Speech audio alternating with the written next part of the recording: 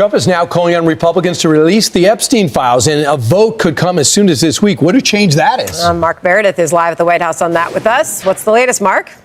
Sandra, Brian, and Lawrence, it is a big U-turn for President Trump. He is now encouraging House Republicans to vote this upcoming bill in the House, which would basically compel the Department of Justice to release its files on the convicted sex offender Jeffrey Epstein, who died in prison back in 2019. Let me show you the post on Truth Social overnight. The president saying House Republicans should vote to release the files because we have nothing to hide and it's time to move on from this Democrat hoax perpetuated by radical left lunatics in order to deflect from the great success of the Republican Party. Trump added, let's start talking about the party's record-setting achievements and not fall into the Epstein trap, which is actually a curse on the Democrats, not us.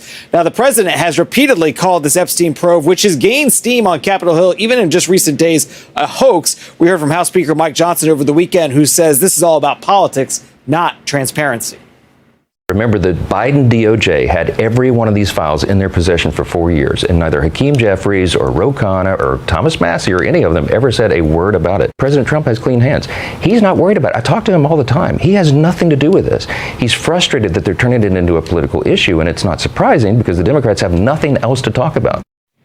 Perhaps one of the most dramatic moments we've seen in the past 48 hours or so is Congresswoman Marjorie Taylor Greene of Georgia, who is a staunch supporter of the president, who has been out there publicly saying she wants to see these documents released and she's going to vote in favor of it. She and Trump are now in a war of words with each other, and he is being very critical of her, saying basically he doesn't want to see her in Congress anymore. He's not going to endorse her. He also said that the threats that she's getting, that he does not believe public safety is a risk for her. She says she's gotten a lot of threats from coming out in support of this. But Sandra, Brian, and Lawrence, there, I think, is another X factor, and all of this is going to happen. So the House will vote on whether or not to release the files. All indications are the votes will be there. It kicks it over to the Senate. We don't know what the Senate is going to do, whether or not it would actually get a vote there. And then there's always the possibility of a presidential veto, which would kick this issue back to Congress. And we'll see if the president has any more to say on the timeline of how that could happen when he speaks a little bit later on today. Lawrence, Brian, and Sandra.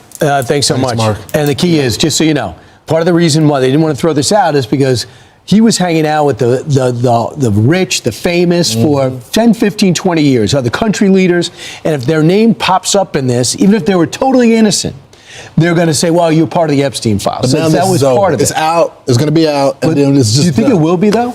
I mean, the Senate might not. Yeah, the Senate, if the president tells the Senate to do it, they'll do it.